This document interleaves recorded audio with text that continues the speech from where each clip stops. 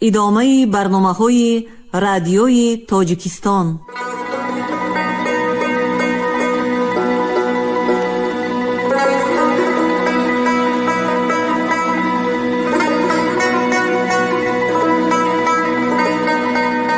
السلام علیکم شنونده های گرامی، با توجه شما گفتاری ادبی از سلسله خوانش بدیعی اثر نویسنده بزرگ تاجیک صدرالدین عینی، یادداشت‌ها در قرائت عبدالرشید خوجامقلوف. قسم 3، گفتار 63.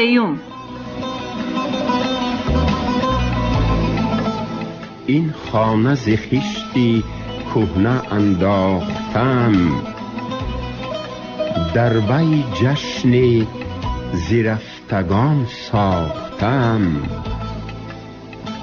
تا اهل زمان ما بدانند که من یک عمر جوانی به چه ره باختم. مؤلف.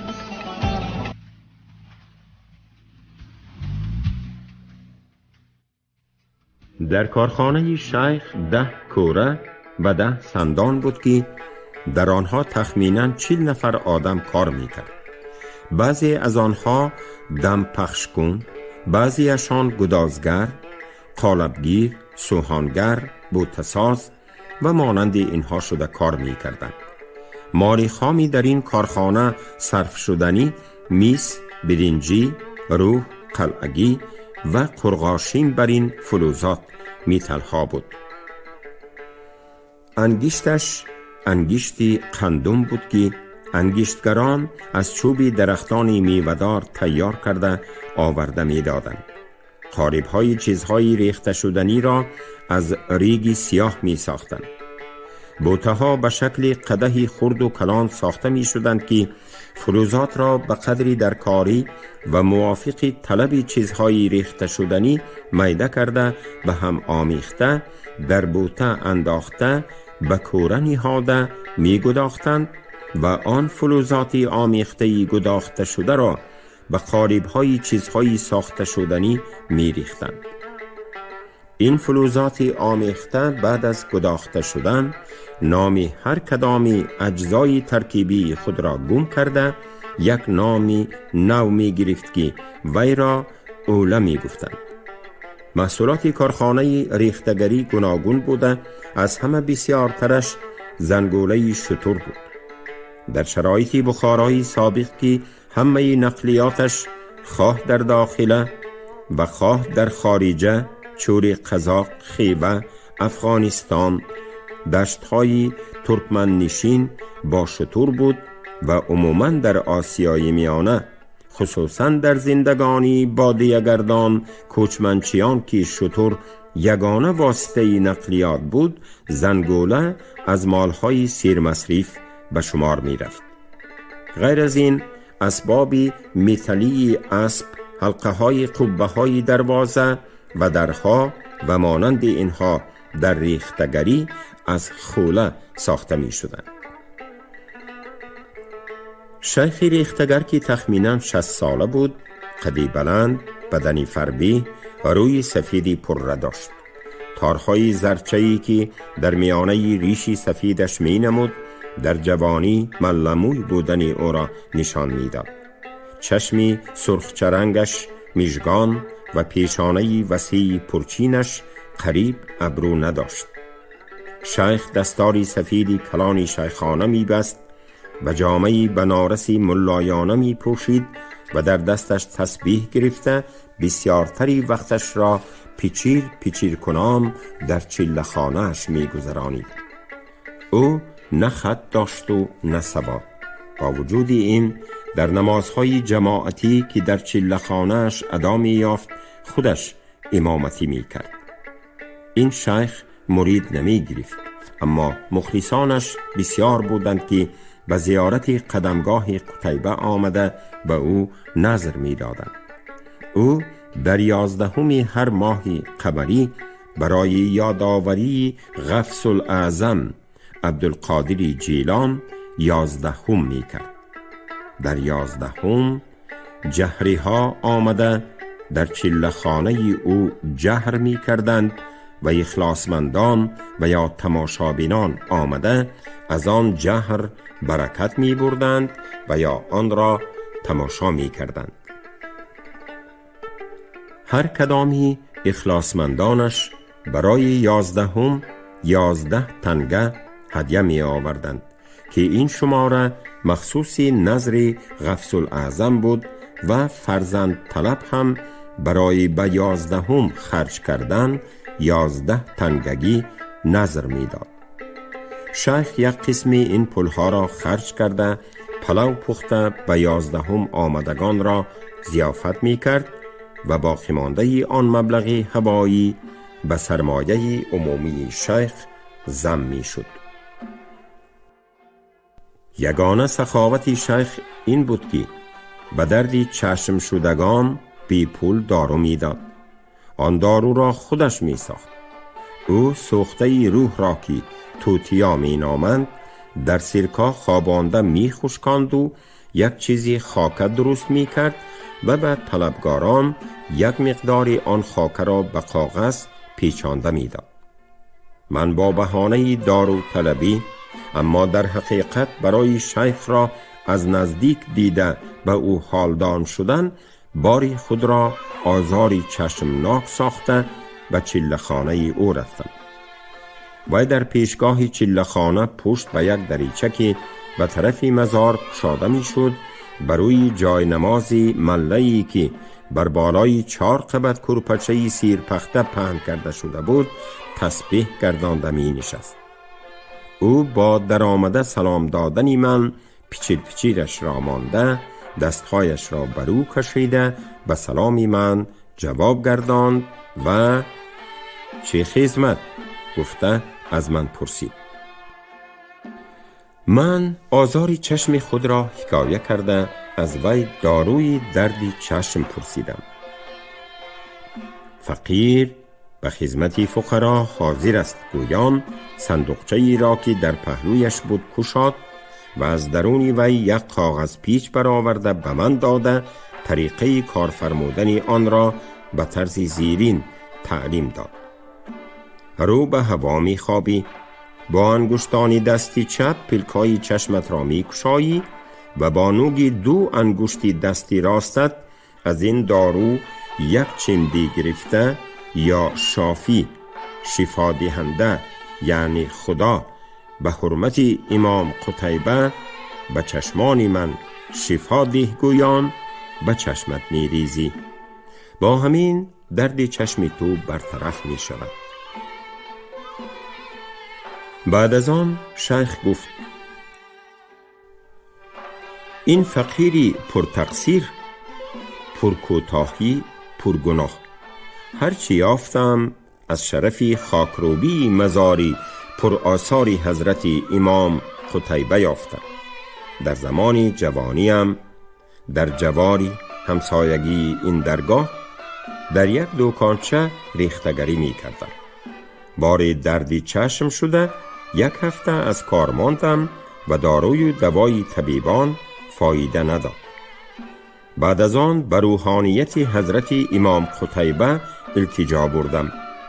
شب در خوابم حضرت امام حاضر شده ساختن این دارو و کار فرمودنش را به من تعلیم داده وصیت کردند که این دارو را به درد چشم شدگان بی پول دهم. در حقیقت این دارو اختراع آن شیخ یا تعلیمات قتیبه نموده در کتاب‌های طب قدیمی از روح ساختن این را تصویر کرده به آن توتیا نام داده اند و در ادبیات هم هر چیزی چشم روشن کننده را به توتیا تشبیه می کنند. من برای شیخ را باز گپ زناندن از وی پرسیدم افت و اندام و لباس امام قتیبه چگونه بوده است؟ شیخ در جواب این پرسشی من قتیبه و لباس او را چنان تصویر کرد که تماما به افت و بشره و قیافه خودش برابر می آمد. من برای شیخ را شرمنده کردن با آهنگ اعتراض به او گفتم: عرب هایی که از عربستان به بخارا می آیند همه اشان سیاه چهره، جنگیل مو و چشم کلان می باشند. لباسشان هم به لباس اهالی بخارا مانندی ندارد. معلوم می شود که امام قتیبه نه در افتو و نه در لباس به عرب ها مانندی نداشتند. اما در چهره شیخ هیچ دیگرگونی پیدا نشد و مانندی کسانی که به گفته خود تماما باوری دارند به من جواب داد: یک درخت سیب چند خیل حاصل می دهد.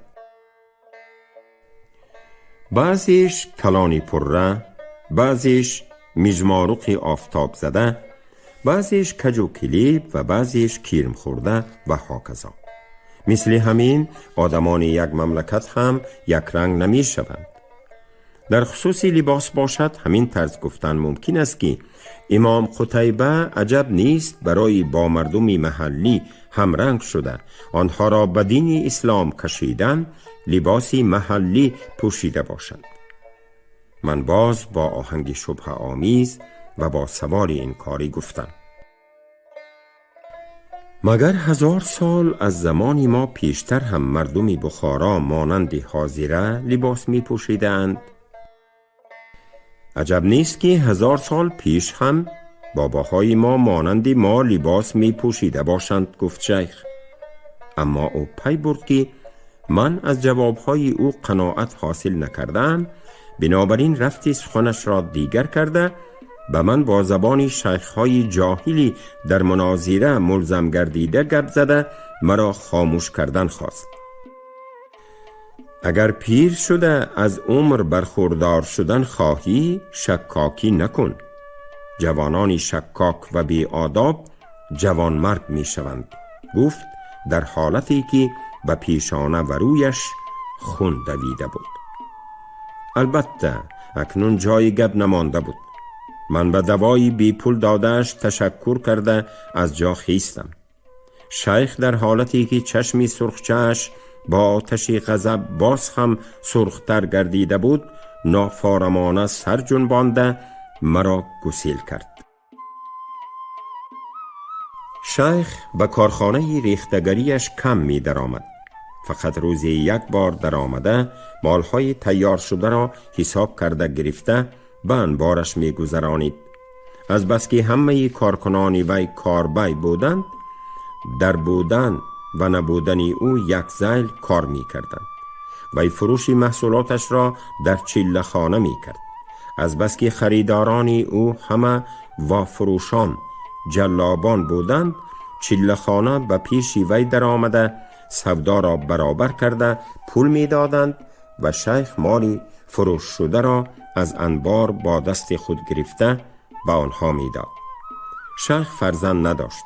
اعضای عائله‌اش تنها یک زنی کمپیرش بود که او فالبینی کرده به سرمایه شوهرش پول ضم می کرد. من به کارخانه شیخ به پیش شرافجان هر وقت رفتن خواهم شبانه می رفتم که فرصت بیکاریم فقط در شبهای تعطیل یافت می شد. اما در آنجا از نیم ساعت زیاده نشستن ممکن نبود. دودی تیزی انگشت قندم که از 10 کوره پیچیده می برآمد با بوی تندی فلزاتی گداخته و هم آمیخته شوش و دل آدم را از حرکت باز می داشت.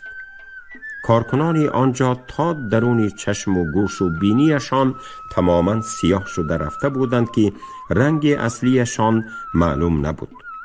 آنها را تنها با کلانی و خردی جسدشان از یکدیگرشان فرق کردن ممکن بود. همه اشان سخت سرفه می کردند و از دهانشان یک چیزی سیاهی چسبک می پرتافتند. از این معلوم می شد که تا پیشگه دماغ و درونی حلق و شوششان همگی سیاه شده رفته است. کارخانه شبانه هم روزانه هم تاریک بود. چون که در وی غیر از دو رفزنی تگی شیفتی که به طرف کوچه کشاده می شد جایی نبود که از آنجا روشنی درآید. این رفزنها هم همیشه با دودهایی که پیچیده می برآمدند بند بودند. کارخانه موری دودکش هم نداشت. در آنجا شبانه و روزانه در پیش هر کوره و سندان یک شمع جایداری می سوخت. از بس که لمپه هنوز در بخارا عمومی نشده بود و ملاها درباره از روی شریعت روا بودن یا روا نبودنی لمپه سوزی هنوز در مناظره بوده و یک قرار نآمده بودند، شیخ هم برای احتیاط در کارخانه خود هنوز لمپه ندرآورده بود. بوی دودی شمع چربوغی با دودی انگشت و بوی فلزاتی گداخته آمیخته یک غباری دل بیجا کننده پیدا می کرد. کارکنان این کارخانه تا نیمه های شب کار کرده وقتی خواب در بین اسباب و ابزار کارشان می خوابیدند و در وقت خواب بوی دود و فلزات را که کارخانه همیشه با وی پر بود مدهوشانه و درون خود می کشیدند. شراف جان که 9 به 16 در آمده بود در 15 روز از قوت رفته به زور راه می رفتگی شد. او که استای قالیبگیر بوده در دکانی بیرونی کارخانه یک قالیبش هم ویران نمی شد، در اینجا دستش لرزیده از هر دو قالیبی گرفتنی شده اش یک تاش می شکست و پاش می خورد. من این احوال را دیده به وی گفتم با اینجا در آمدنی تو درست نبود و دکانی بیرون برای تو از اینجا بهتر بود.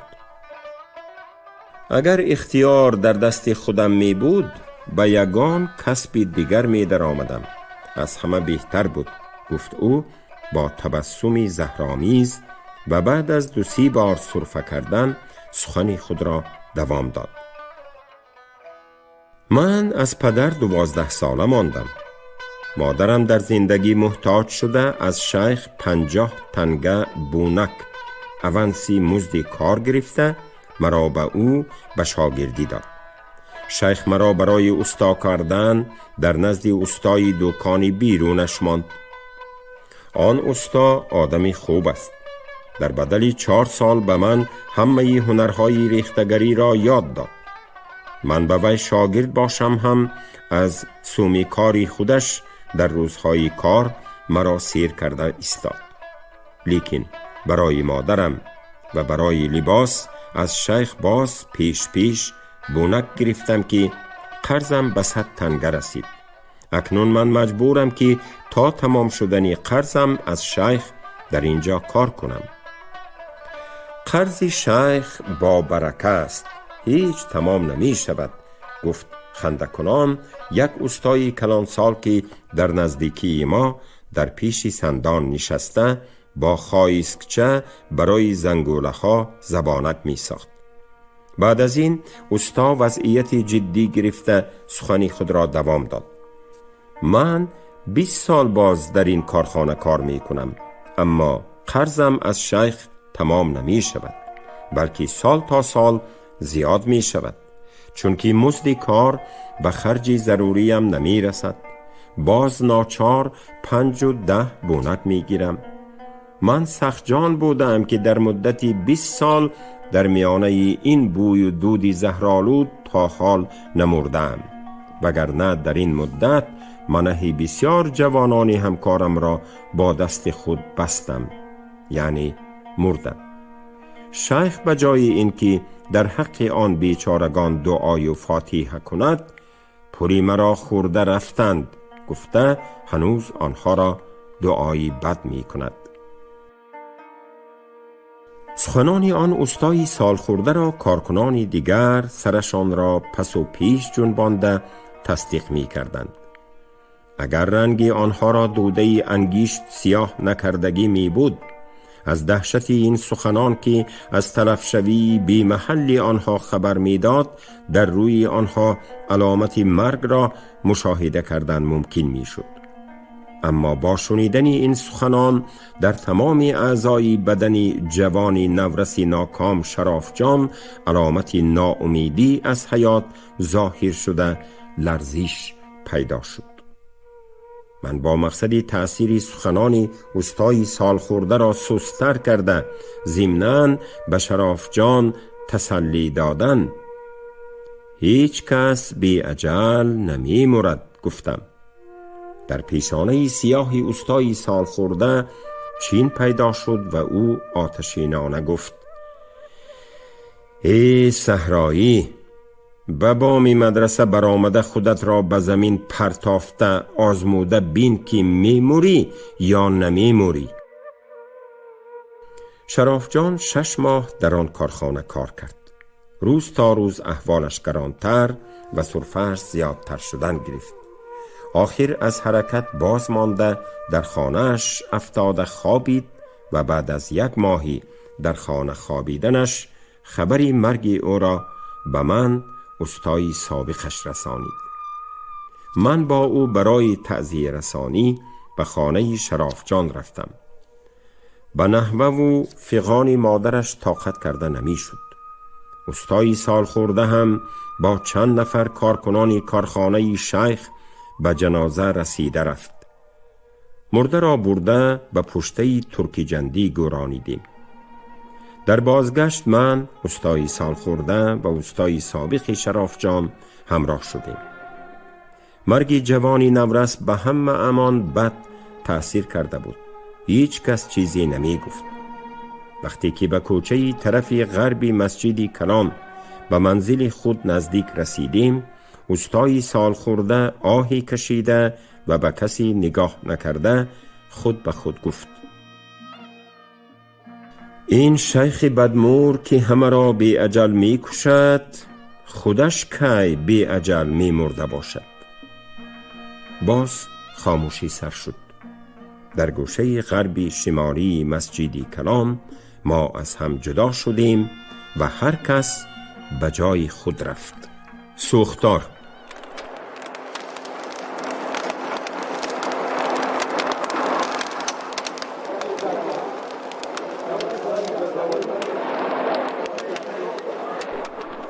بعد از 1 ماهی وفات شرافجان، یک بیگاه جمعه من و ملا روزی به بزم رفته بودیم.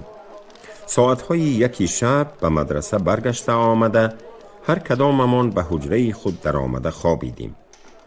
چقدر خوابیدنم را نمی دانم، اما همین قدر را می دانم که با فریادی دهشتناکی آدمی بسیاری که با صدای ضربه خوردن چیزهای میسینی آمیخته می آمد و صدای طبل ریزه و طبل قطارک که به هوا می پیچید از خوابی سخت بیدار شدم.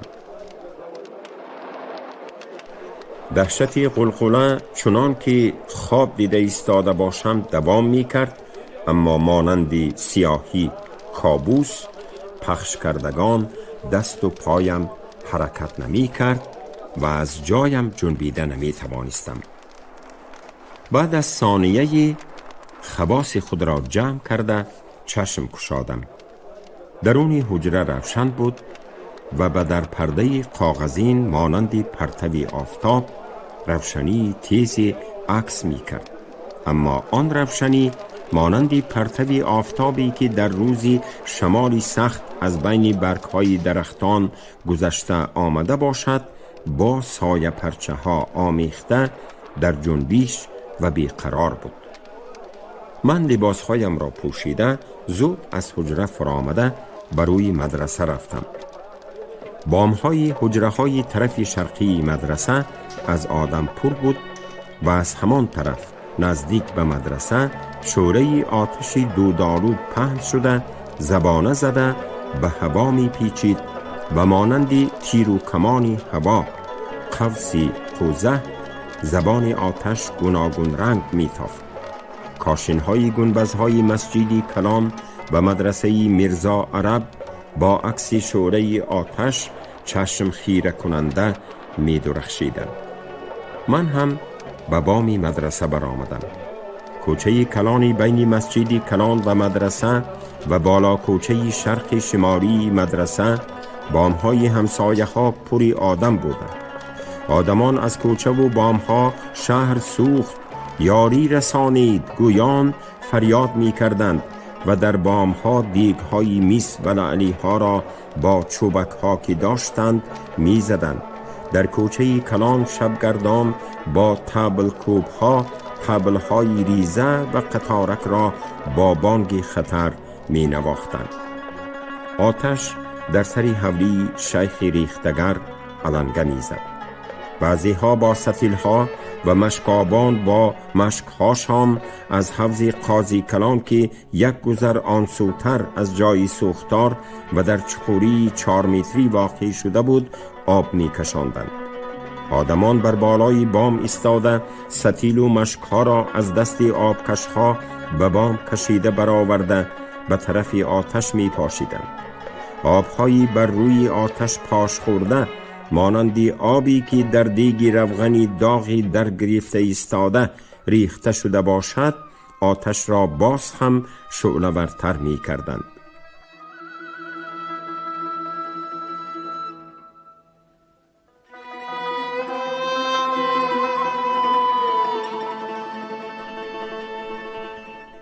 یک طرفی حولی را ویران کرده راه آتش را بریتان، گویان فریاد کردند کسانی که بر بام مدرسه بودند و کسانی که بر بام همسایه طرف شمالی حولی شیخ می ایستادند. آدمانی در بام بوده که از دهشتی سوختار گرنگ شده چکار کردنشان را ندانسته ایستاده بودند، با این ندا هوشیار شده کلندها، تیشه ها و تبرها یافته آورده یک طرفی آن حولی را غلطانده چوبهایش را کشیده گرفته از حولی شیخ جدا کردند. با این تدبیر خوفی به حولی همسایه ها پهن شده رفتنی آتش برهم خورد، چون که طرف شرقی و جنوبی حولی شیخ کوچه و طرف غربیش مزار خاکی و در پسی وی مدرسه خشتی پختگی بود. سوختار دوام می کرد. تا رفت آدمهای آبکش بسیار می شدند، اما آبهای پاشیده به آتش تأثیری نمایان نمی کردند. روز شد، تماشابینان و یاری دهندگان باز هم بسیارتر شدند. شاید به سبب سوخته تمام شدنی چیزهای سوختنی باشد، علنگه آتش پس شدن گرفت. در این میان آدمان نمدهای بسیاری را آورده آب زده تر کرده بروی آتش پهن کردن گرفتند. با همین شعله آتش تماما خاموش گردید، اما از همه جای نمد و جاهای بی نمد مانده کردود با بخاری آب آمیخته برآمده می ایستاد. آب پاشی هنوز دوام می کرد. در ساعتهای 12 روزی دیگر دود نمی برآمدگی شد. فقط بخاری بدبوی غلیظ برآمده می ایستاد. هیچ کس نمی دانست که در این سوختار چقدر آدم تلف شده باشد. همه تصدیق می کردند که در اولی از خانه شیخ علنگه زدنی آتش زنی سوخته ایستاده او را خلاص کرده برآورده به حولی خویشاوندانش فرستادند، اما تقدیر خود شیخ و کارگران او را کسی نمی دانست و آنها را کسی در وقت سوختار ندیده بود.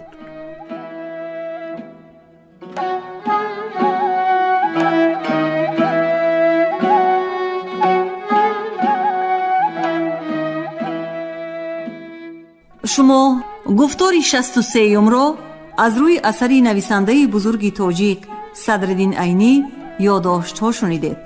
راوی عبدالرشید خوجمقلوف، کارگردان شیرعلی نغزلی.